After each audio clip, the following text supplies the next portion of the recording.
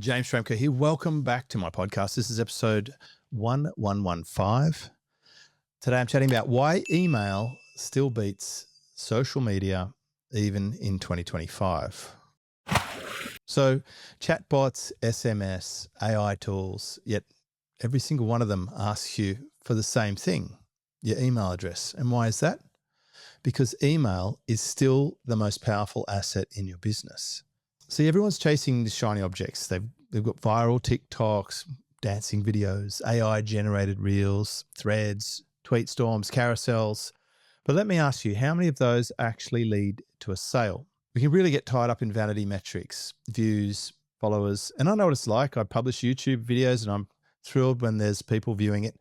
Luckily, I get paid a monetization model of ads, but that is really a very small amount compared to the real revenue potential of a business. Today, I want to talk about what still works in 2025, not what's trending and not what gets you fake likes or bots commenting on fire emojis. I'm talking about the boring, consistent, high ROI asset sitting under your nose, your email list. I hope you've got one because email still wins. And this is why it outperforms everything else. Probably the most important thing is you own the asset. Your Instagram account, your Facebook account, well, Zuckerberg can put that on fire tomorrow. He could just pull it and you're done. How many influencers have we seen in tears, crying or feeling like it's the end of the world? Remember when TikTok got pulled for a moment there in the US, people were beside themselves because they didn't have a real asset, which is an email database. And you can export an email database as a CSV file and have it there on a little hard drive separate and load it up somewhere else and get in contact with people. It is a license to print money. Your TikTok algorithm decides whether you eat or starve. Your email list, well, you own it. There's no middleman. You just send it out, put in your offer, and you can make it rain. Email buyers are high intent versus social being casual. I mean, why do you go to TikTok or Instagram? It's generally not to buy something. It's entertainment. You're blowing off steam. You're there for thrills. Maybe you buy stuff off the ads or you start following someone, but they could be quite a long time before you end up getting siphoned off. But where to get siphoned off? To the email list. Email is a commitment. And even if you buy something off an ad, you're going to be added to a buyer segment. If someone gives you their email, they are raising their hand and saying, please contact me. It's like someone walking into a store versus glancing at your ad or the front window while they're just cruising past. When they're just scrolling or looking, they're not out there to buy. But someone walks in, goes up to an item they have in mind, they want to buy, that's much closer to the email relationship. Also, email is relatively distraction-free. I don't know what the stat is these days, but even 10 years ago, people were spending 5 or 6 hours sifting through emails every day. And so there's no reels auto-playing, there's no comment drama, just your message in their inbox with full attention. Now, granted, it's not quite the same as sending a letter to someone's house, and that's a topic for a different day because that has a very high open rate. But email is still pretty good. A decent, healthy email list is still going to have somewhere around a third of the people opening up your email. And email health and sending reputation, all those things are absolutely critical and perhaps secondary to the main point. And the main point being you've got to have an email database because it still drives revenue, real revenue. Even if you had an e-commerce store, a lot of your sales are going to come from repeat purchases, upsells, follow-ups of people who visited your store and didn't buy, but you have their email. One of my clients made $50,000 in a weekend just from an email sending out to an offer. Another one sold out their group offer with 0 calls, just sending emails. I do it. I collect emails from giving away my book, from giving content upgrades from my podcast, checklists, cheat sheets, from doing free trainings. People get on the email list, they then get followed up, and some people buy because it's a good fit for them. The better the offer, the better the intent or the reason they're on the email list, the closer you are to that purchase. So an email with an offer page is a great combination. And it works while you're asleep. You know, I don't actually log into my email system and hit send. Someone in my team does that. Someone in my team actually drafts a lot of my broadcasts. If you got an email about this podcast or this YouTube video, then it's because someone in my team put it together and then they sent it off to people in my email database. And now here we are listening to this podcast or watching the video. This is a way to stay connected. And it works for three main groups of people. One, prospects, people who have never bought from you before. They go from being invisible, as my friend Dean Jackson would say, to being visible by giving you their email address. They're putting their hand up. Two, it works for current customers. They keep reconnected to you. You can send newsletters for existing members. You can send upsell offers for existing members. You can send value pieces for existing members. And then the third group is people who used to be customers and are no longer customers, but you're reconnecting. You're bringing them back in. And I get a very solid list of people re-opting back in years later, reconnecting with what I'm up to now. You can schedule them with automation. You can use autoresponders. You can use behavioral triggers. You can have evergreen promotions just set up and going. So I've got a few of those. For prospects, I have a sequence of onboarding, and then I send fresh broadcasts every single week for my podcasts.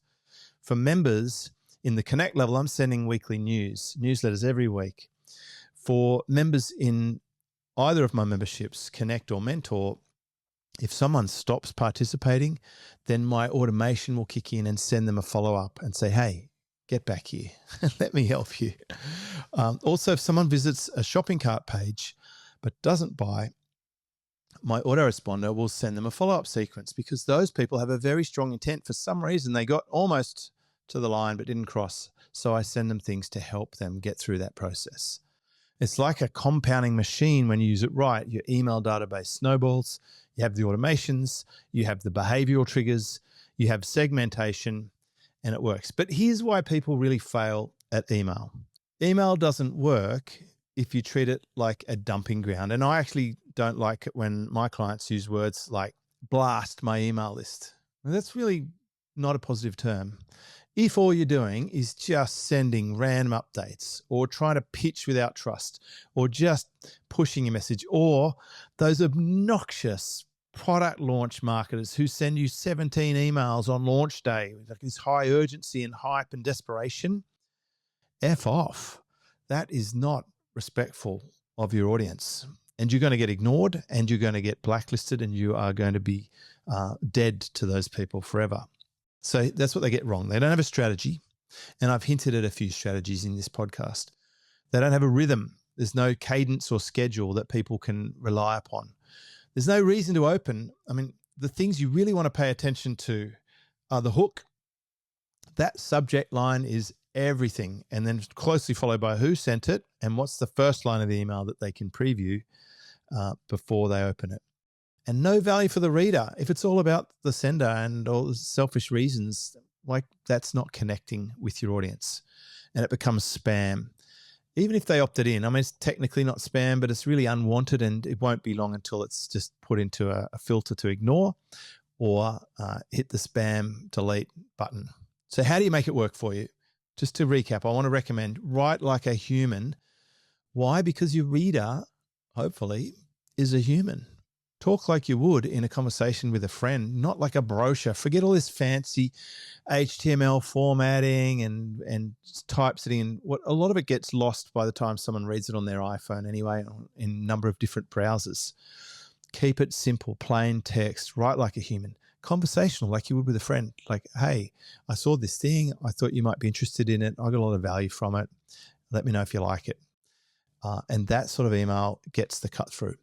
Send more, not less. Now, this is a funny one, because people are like, oh, I don't want to send an email. People might complain or unsubscribe or whatever. Well, why do you have the email in the first place? If you're not going to send it, why bother? Don't play the game.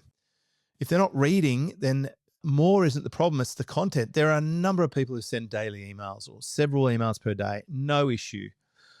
I like surfing. You might have gathered that by now if you've been around here for any more than a week or two.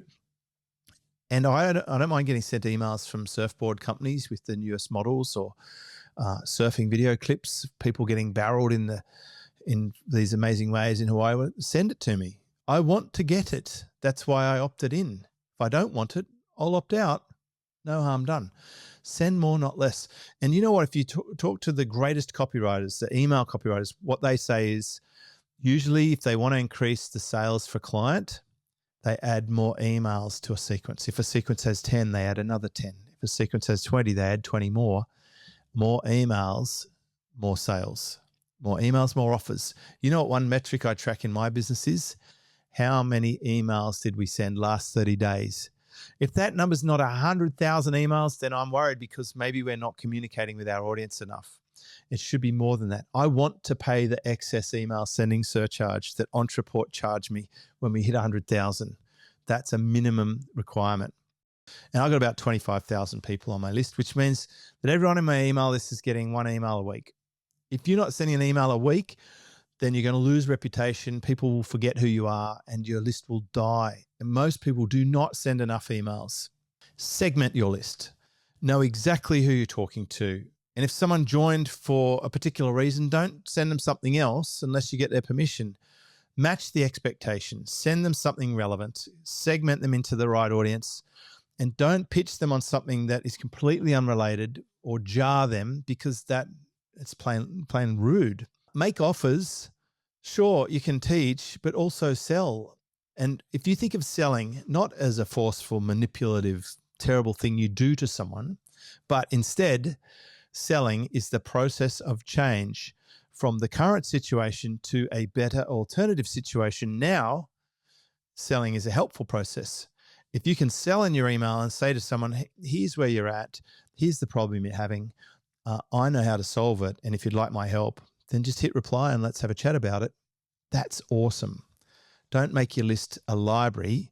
Make it a shop. People aren't there just to look. They're there to buy. And automate the backbone of it. Oh, my goodness. This is so easy. And I've been doing this since 2005, having automation. Onboarding, nurturing, promotions, cart abandonment, slipping away sequences. Do it, set it up, let it run, and the machine will do it. And then you can optimize and go and look for which emails don't get a response, or where do people leave the sequence, or which one gets a complaint, which one has a high spam score. Go and clean them up as you optimize the system. So quick recap, email is still the way to win in 2025. It's one of the oldest internet technologies, is still the core because it's a channel you can fully control. It is direct. It is personal. And when done right, it is incredibly profitable. You could take away every asset I've got online, but just give me my email database and I'll be fine tomorrow. Your social channels might get you visibility. They might give you clout. They might even make you feel fantastic. You got a huge ego because you got so many followers. Woo! Try spending that at the supermarket for next week's food supply. They're like, oh, can I have this $400 worth of shopping? I've got 1 million followers on Instagram. No, we prefer cash here or credit card. So turn your following, turn your visibility into dollars via your email list. Your email gets the sales. If you want to learn how I drive it or use it, I've built playbooks for this sort of stuff inside my membership. You can start my membership for $10 for the next 10 days to give it a test drive at jamesschramko.com. Check out the products page. You'll see my Connect offer. I hope to see you in there. Email done right is absolutely magic. I'm a huge fan. I hope you've enjoyed this. Catch you on the next episode. This is James Schramko.